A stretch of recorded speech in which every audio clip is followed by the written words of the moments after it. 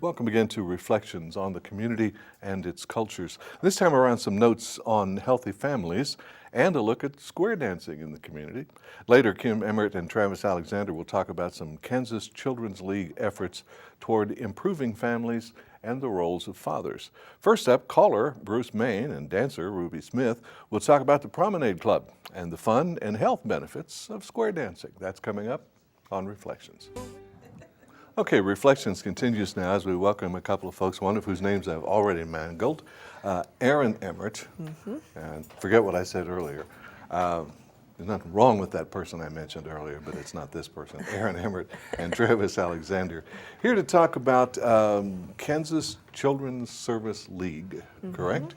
Okay, and I see by your outfit that we're here to talk a little bit about children and including really short children. Absolutely, yes. Introduce us to your companion there. This is my baby for parenting classes. We do lots of different parenting classes. She doesn't have a name, actually. She just came out of her box today.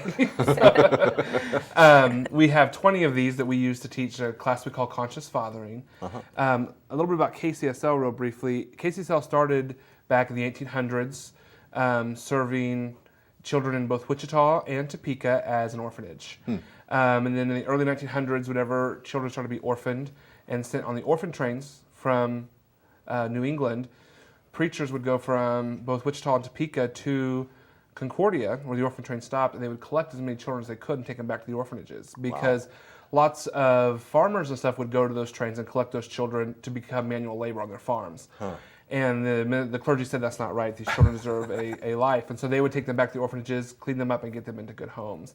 And so from that very start in the 1800s, Kansas Children's Service League has been around to help stop child abuse and neglect in the state of Kansas. So we've been for 118 years now doing that mission. It's one of those things that is, adopting orphans and all that sort of stuff is an extremely noble thing to do, but it doesn't take much for it to become ignoble, does it? And that's kind of what you're talking about there. Erin Emert, what is your role with the KCSL? I can't spit those out quite as fastly as you do. Well, I'm the assessment coordinator / family support specialist for the Healthy Families program, and we're actually housed at the Community Access Center. We just moved in about a month and a half ago, and my program serves first and second time parents, and they can enroll prenatally up to the age of 3 months of the child. And we keep them, they can stay in the program for 3 to 5 years. And we do parent education and case management. So we teach them about child development, and we can help them set goals, like to get a high school degree or things like that. And we do developmental screens, and we use the Parents as Teachers curriculum. We're all certified to use that.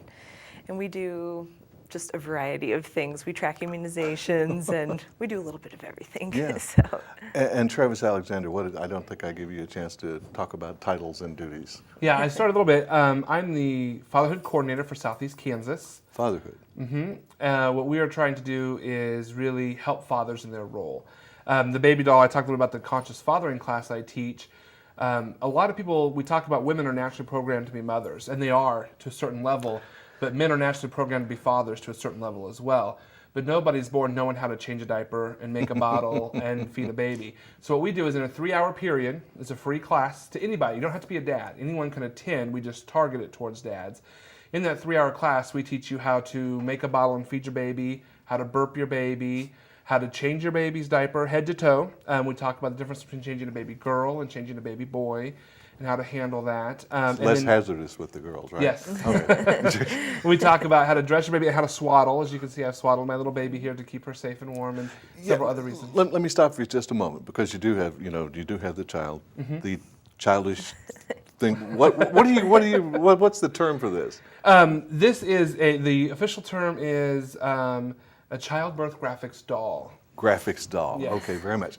And what you have is you have this doll, wrapped rather firmly. Yes. And you refer to that as swaddling. That's swaddling, yeah. And why is that done? Let's be real basic here, first time parent type things. Why would I wrap my kid up like that? It can be confusing. I have 2 children at home. I have Josiah, who's 2, and Abby, who's 11 months. We didn't swaddle Josiah. We thought, oh, that poor baby's warm. We can't swaddle him, he's gonna be hot. Swaddling's not about keeping your baby warm. It's about helping your baby feel safe and secure. We got to think about in the mother's womb, baby can't move. So this tight is really comforting to them. And actually you can take a baby that we would call colicky who won't quit screaming, swaddle that baby and they'll soothe. The other thing for swaddling is that they don't understand these arms and legs belong to them. And so they can't really control that flailing that they're doing all the time. And so you'll have a sleeping baby who hits himself and wakes himself up, and then you have a crying baby. So by swaddling, you help them to not have to control those appendages, because they really just don't know how. They don't have the capability. So we're going to teach anybody in the class how to swaddle and why to swaddle, because it's important. And everybody in the class has a doll that they'll interact with. So we have every person will have their own doll. Okay. And Erin Emert, what is your firsthand experience with childhood type people? With childhood type people? Well, let's see. I've been with the Healthy Families program in Lawrence. Actually, I moved back here from Lawrence, and I was with the program for about 2.5 years before I moved back here. So I've been in early childhood for just about a little over 2.5 years. Are you a I parent? guess. I am not a parent. Not no. a parent. Okay. I have a dog, but I don't have a child. That doesn't count. Yeah. I was going to go for another bad joke there, but I'm not going to go there. So anyway, one way to get in touch with the Kansas Children's Service League folks like we have here, you mentioned was at the Community Access Center. Can you rattle off the address? 315 West Sycamore. Okay. At the corner of 10th and Sycamore. Right, and that's kind of well, hodgepodge is the negative way to say it, but there's lots of stuff going on there, and it's still fairly recent, fairly recently, where a lot of services have gathered under one very nice roof in a very nice building. And so one way is just to stop by and say, hey, what's going on with this thing? Because you work there, right? Right. Travis also mentioned a phone number that folks can make contact at 877-530-5275, which is a cellular type phone, right? No, that's actually our 1-800 number, and that's going to ring into our Wichita office, and reception will answer that phone call and direct it. Unfortunately, we've only been here for a month and a half, so our settling in is taking a while.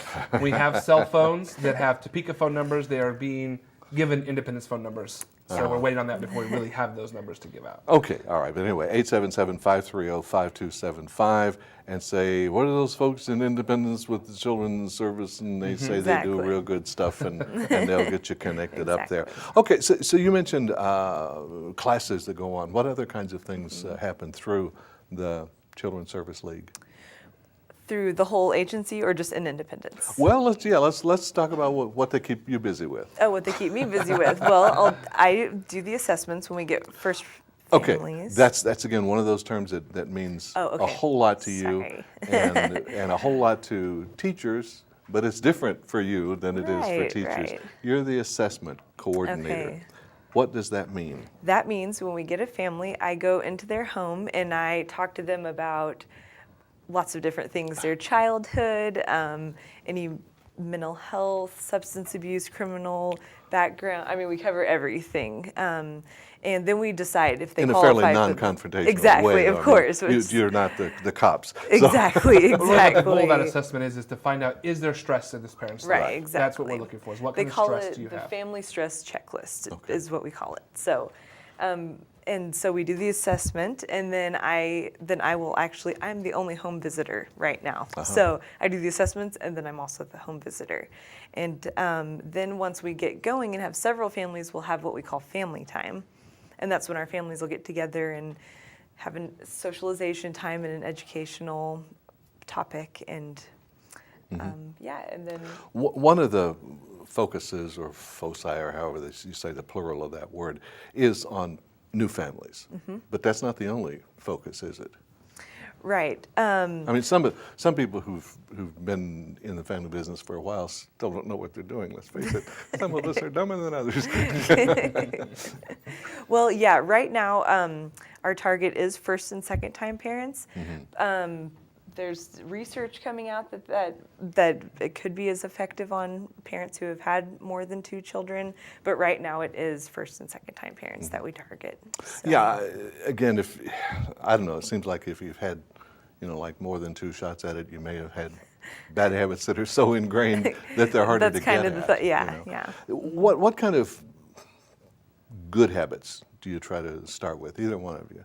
Well, let's go to the teacher type here. What I'm really trying to drive in is, my work is basically with fathers, and our motto is we play for keeps. So we're here to be a dad through the whole thing. So we want to equip dads with the tools they need, and so we're going to teach them how to do the basic care for their baby, and really how to bond with that baby from the beginning. Because that's a really hard part for dads. We don't carry that baby for 9 months. Yeah. So here we're trying to bond with that goodness. baby. Yeah.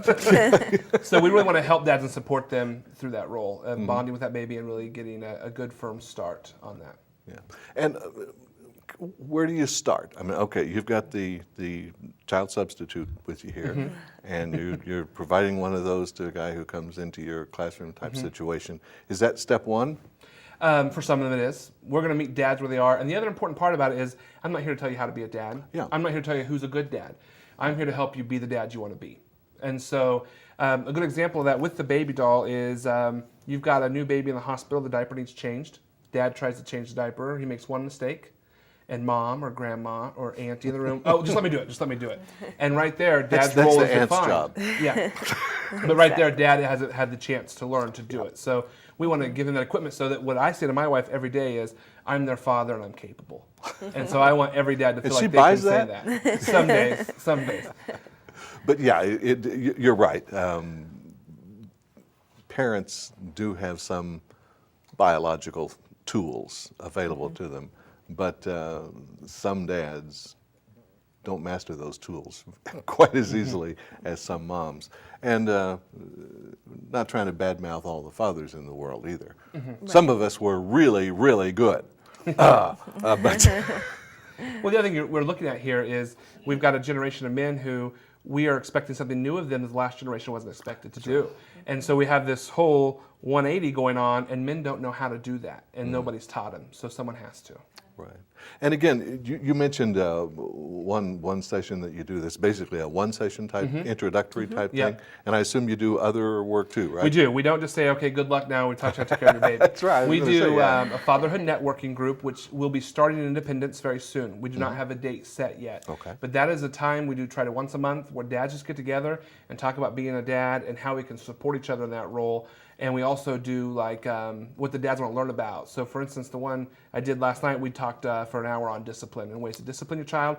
And how do I stay calm as a parent when I'm disciplining? Yeah, because that's a toughie. That's a toughie. Great work with the Kansas Children's Service League. Both these guys work with that, Erin Emert and Travis Alexander at the Community Access Center in Independence. For now, you can get in touch with them at 877-530-5275.